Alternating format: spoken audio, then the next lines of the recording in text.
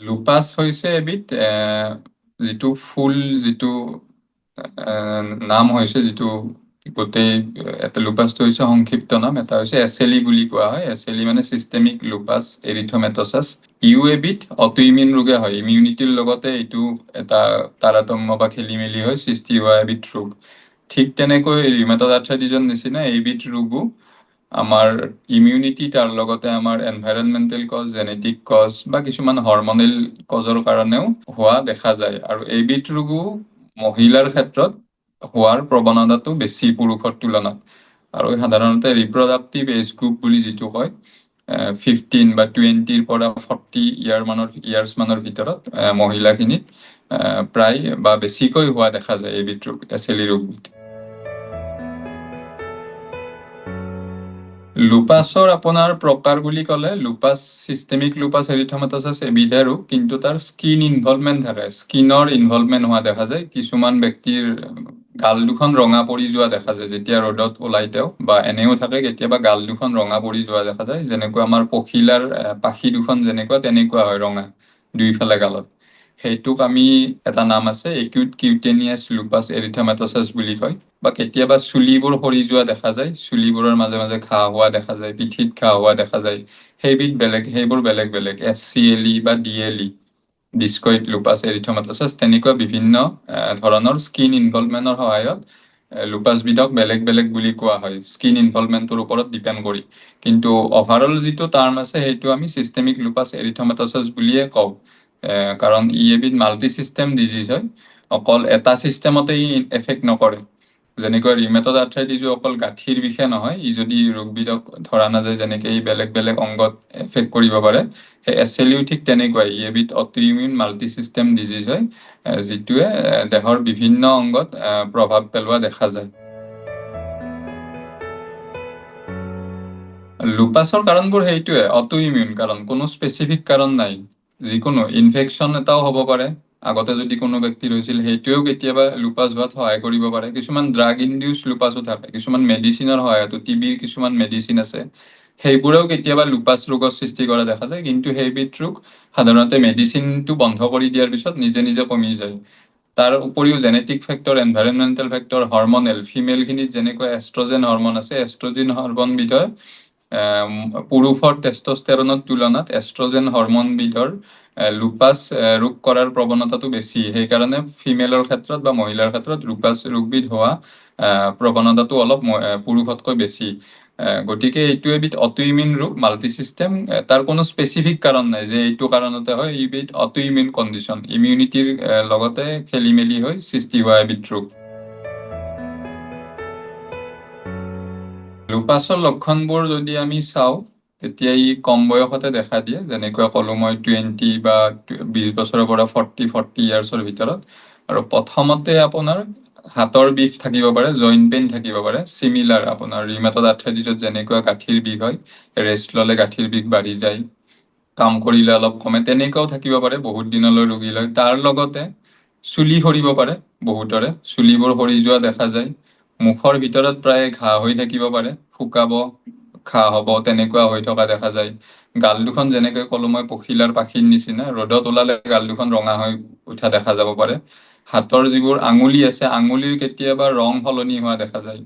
হাতৰ কোনো এটা বা দুটা আঙুলিৰ কেতিয়াবা ঠাণ্ডাৰ ক্ষেত্ৰত আঙুলিটো নীলা ৰং হৈ যোৱা দেখা যায়, তাৰপিছত বগা ৰং, আৰু যেতিয়া অলপ গৰম বা নৰ্মেল টেম্পাৰেচাৰত আহে তেতিয়া আৰু পুৰণ যিটো আমাৰ স্কিন কালাৰ সেইটো হোৱা দেখা যায়। তাৰ লগতে বহুত ক্ষেত্ৰত ৰোগীৰ বহুত দিনৰ পৰা এটা টেম্পাৰেচাৰ থাকিব পাৰে, ল' গ্ৰেড ফিভাৰ, যিটোৰ আমি কাৰণটো উলিয়াব নোৱাৰো। বহুত গোটেইখিনি টেষ্ট কৰাৰ পিছতো চব নিগেটিভ থাকিব, বা সেইটো জ্বৰটো আমি এণ্টিবায়টিক দিলেও নকমে, এডমিশ্যনৰ পিছতো জ্বৰটো নকমে, তেনেকুৱা ক্ষেত্ৰতো আমি লুপাছৰ সন্দেহ কৰিব লাগিব।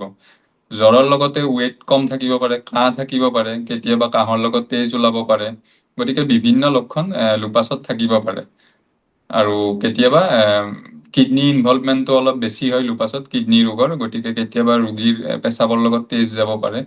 তেনেকুৱা যদি সমস্যাবোৰ থাকে, তেতিয়া আমি লুপাছৰ সন্দেহটো কৰিব লগা হয়, আৰু তাৰ কাৰণে যিবোৰ টেষ্ট আছে সেইখিনি কৰা যায়, দেখা যায়। যদি আমি লুপাছ বুলি সন্দেহ কৰোঁ, কিছুমান টেষ্ট আছে, সেই টেষ্টখিনিৰ দ্বাৰাই আমি লুপাছ ৰোগ, আমাৰ যিবোৰ routine test, liver, kidney function, routine blood, haemoglobin, সেইখিনিতো কৰাই যায়। তাৰ লগতে এটা দুটা কিছুমান স্পেচিফিক টেষ্ট আছে লুপাছৰ। সেই টেষ্টখিনি কৰিলে আমি গম পাওঁ যে ব্যক্তিজনৰ লুপাছ ৰোগত ভুগিছে নেকি, সেইটো আমি গম পাওঁ। বা আমাৰ ব্লাড টেষ্টৰ লগতে কিছুমান ৰেডিঅ'লজিকেল এক্সামিনেশ্যন, যেনেকুৱা এক্সৰে বা বুকুৰ চিটি স্কেন, আল্ট্ৰাছ'ন'গ্ৰাফি, সেইখিনিও আমাক লাগে কৰিবৰ কাৰণে, লুপাছ ৰোগৰ কাৰণে, চিনাক্তকৰণৰ কাৰণে। আৰু ৰিউমেটইড আৰ্থ্ৰাইটিছৰ নিচিনা লুপাছৰো কিছুমান ক্ৰাইটেৰিয়া আছে, যাৰ ফলত আমি লুপাছ ৰোগবিধ হৈছে নে নাই আমি টেষ্টৰ লগত আমি সংগতি ৰাখি বা মিলাই আমি ডায়েগন'জ কৰিব পাৰোঁ লুপাছ ৰোগবিধ। আৰু ট্ৰিটমেণ্টৰ কথা ক'লে লুপাছৰ ট্ৰিটমেণ্টটো অলপ বেলেগ হয়। লুপাছ চিভিয়াৰ হয়। ৰোগীয়ে সাধাৰণতে ৰিউমেটইড আৰ্থ্ৰাইটিছত যেনেকে অকল গাঁঠিৰ বিষ লৈ আহে, লুপাছত তেনেকে নাহে। লুপাছত ৰোগীৰ মাল্টি চিষ্টেম ইনভলভমেণ্ট অলৰেডি হৈ থাকে। কিডনী ইনভলভমেণ্ট মেক্সিমাম ৰোগৰ হোৱা দেখা যায়।